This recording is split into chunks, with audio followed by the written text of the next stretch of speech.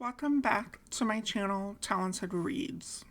I recently signed up to join a virtual author chat for the new release of The School for Good Mothers by Jasmine Chan. I popped into Barnes & Noble on the release day to make sure I had a copy in time for the chat. This was really my first virtual chat, and I wasn't quite sure what to expect. So I wanted to make sure that I had the book before joining, just in case, there were any spoilers. The book was released on January 4th, and the chat was scheduled for January 5th. So there's really not a whole lot of time. I really tried to get through it all that night. I didn't quite make it. I think I had 100 pages left to read, but that's okay. This was facilitated by Powell's Books and was Jasmine Chan in conversation with Rachel Yoder. I really enjoyed attending this. Both Jasmine and Rachel seemed really down to earth, and they were both super respectful and funny. The School for Good Mothers follows Frida, who is an overworked, now single mother. One day, Frida makes a split decision, and it becomes a very bad day for her. Because of this, the state has deemed Frida a bad mother, and she is enrolled in a government institution aimed at teaching mothers how to be good. Harriet, who is Frida's daughter, is taken away from her and placed in the sole care of Frida's ex-husband, Gust. Frida knows that attending the school is the only way she'll ever get the chance to see her daughter again. So I really enjoyed this. I ended up giving it 4 stars. Now, I'm not a mother, so I can't really speak to, the accuracy of the decision Frida made that kind of caused this whole downfall. However, I think I can easily see how one could come to that decision.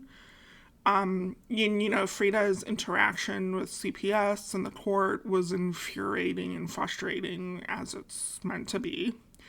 The majority of the book is set at the school, and it was quite a large curriculum.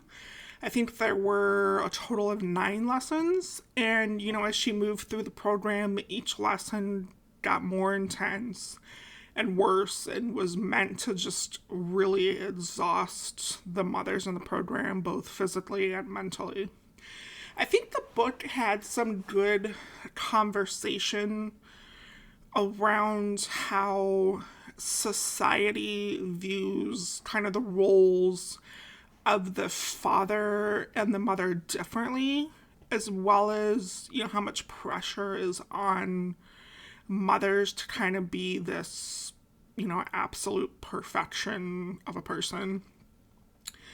The book also talks about cultural differences and how the programs and institutions like this kind of really strip away that culture and identity. And then, I will say it's been some weeks since reading this book, and I find myself thinking back to the school a lot more than I thought I would. Since reading this, I've read some other books that have mother characters, and even watched some movies with characters who are mothers. And I kind of go back to thinking that, under the same law that Frida was held to, I think these mothers would be deemed bad mothers. And, I often kind of think how they would do in the same program that Frida went through. It's kind of interesting. And the ending was, well, I'm not going to spoil it for you, but it was pretty perfect. Also, I found out during this chat that this has kind of already been picked up as they're looking to do a TV series, which is super interesting and very exciting.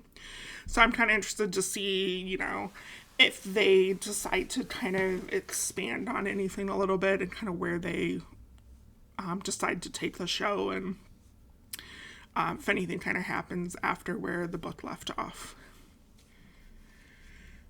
As I mentioned before, this virtual chat was in conversation with Rachel Yoder, who is the author of Night Bitch.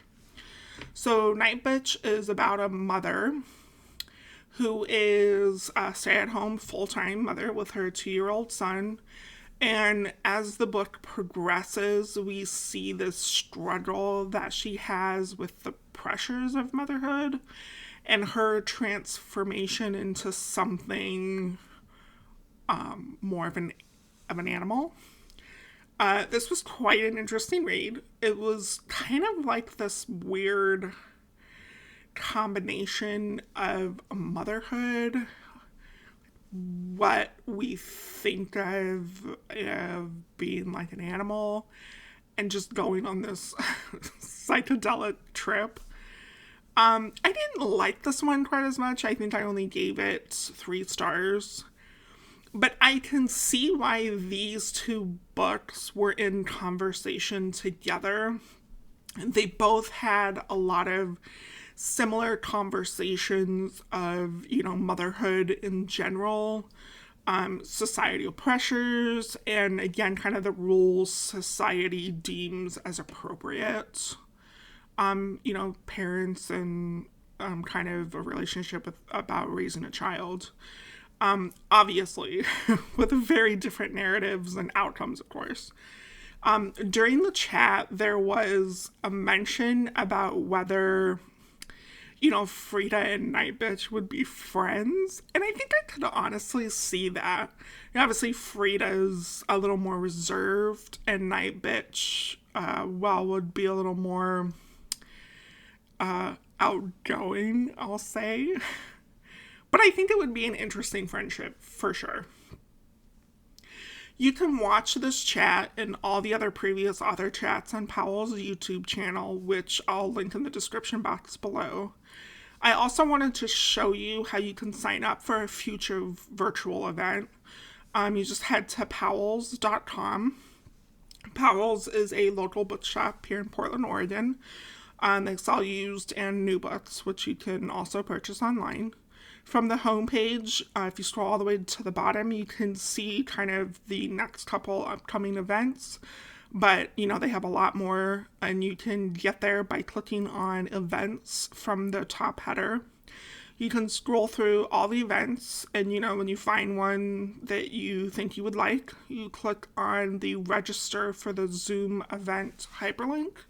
There'll be a short form to fill out. And then once you kind of submit that, Powell's will send you a link to your email address, and that's the link that you use to actually join the conversation. So it's pretty easy, and you can see there's a lot of options. They add more every day. Some others that I've already registered for are Stringfollow and Tripping Arcadia. I'm very excited for both of those. They are both in February. One's kind of early February and the other one's later February. So super excited about those. Like I said, check them out. They add a bunch. And of course, as they do ones, they add more.